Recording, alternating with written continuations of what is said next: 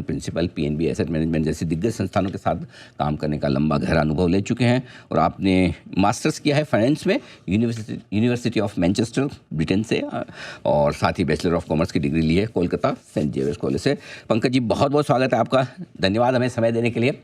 Sir, सबसे पहले शुरुआत कहाँ से करें, पहले अमेरिका या यहीं पे कर लोकली निपटा लें पहले सर? दोनों साइड बात कर सकते हैं। आई थिंक दोनों इंटरलिंक्ड हैं। जी। और 6 हफ्तों से अनिल जी मार्केट का मूड नेगेटिव रहा है। हम्म। हमने देखा वीकली क्लोज हमेशा नीचे की तरफ रहा, बट यहाँ पर हमारा रुझाव पॉजिटिव बन रहा है और हमें लगता है कि एक near term bounce market wait कर रहा है। इसके 3-4 कारण हैं। पहला, अगर हम पहले टैरिफ को एड्रेस करते हैं और इसके 3 केसेस को लेते हैं सो दैट आपके दर्शकों को क्लियर हो जाए। पहला है बेस केस कि हम वही रेसिप्रोकल टैरिफ 25% पर रहे और किसी तरह अपने डिप्लोमेसी से, और ये जो कल पुतिन और ट्रम्प की मीटिंग हो रही है उससे हो सकता है कि कुछ पॉजिटिव आउटकम आए और जो 25% रशियन ऑयल परचेस करने का टैरिफ लगाया वो हट जाए। वो आज के दिन बेस केस है, जिसके कारण मार्केट ज्यादा और डाउनवर्ड मूवमेंट नहीं दिखना चाहिए। बिजनेसेस बाय बिजनेसेस इंपैक्ट आ सकते हैं, बट ओवरऑल मार्केट में ओवरऑल ठीक रहना चाहिए। सेकंड, अगर हम देखें कि बुल केस देखते हैं कि उसके अंदर हम रशियन ऑयल वाला 25% तो हटा ही दें और जो 25% और है उसको हम करीबन 18-20% पर नेगोशिएट करके वेटेड एवरेज बेसिस पर ले आवे। दैट्स द बुल केस जो आज मार्केट तैयार नहीं है, वो एक्सपेक्टेशन में नहीं है। एंड तीसरा, अगर हम बेयर केस देखें कि भाई ये 25% प्लस 25% दोनों रहता है और 25 या 27 अगस्त जो लास्ट डेट है, 12 दिन 13 दिन जो बाकी है, उसमें हम कोई डिप्लोमेसी के थ्रू नेगोशिएट नहीं कर पाए और वो एक्सटेंड भी नहीं होता है।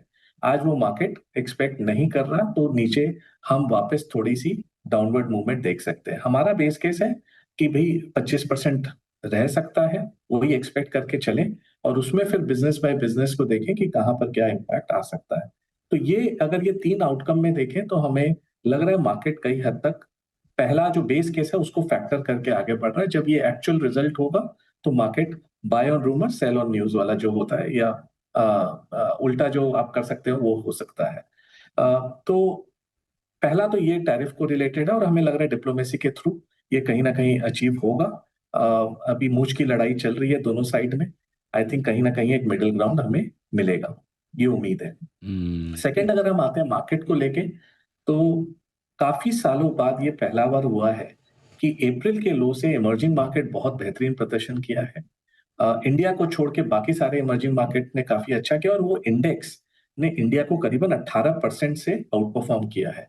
और पूरे साल में देखें तो 24% का इमर्जिंग मार्केट इंडेक्स का आउट परफॉर्मेंस है वर्सेस इंडियन मार्केट्स।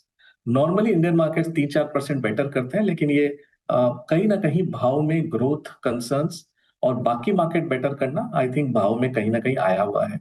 सेकंड, हम 65 इमर्जिंग मार्केट फंड्स को अगर आप नापो, जिनका टोटल एयूएम $280 बिलियन है ईटीएफ में, वहां पर कहीं ना कहीं हम देख रहे हैं कि उनका वेटेज जो नॉर्मली इंडिया के प्रति पॉजिटिव और ओवरवेट होता था, वो आज के दिन फ्लैट या नेगेटिव है।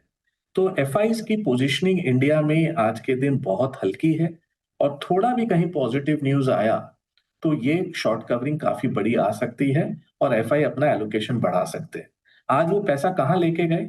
अगर आप अप्रैल लो से देखो तो कोरिया करीबन 35% ऊपर है, ताइवान करीबन 45% ऊपर है और चाइना मार्केट भी काफी बेहतरीन प्रदर्शन कर रहा है। तो वहां पर पैसा इमर्जिंग मार्केट का इंडिया से निकल के बाकी जगह गया।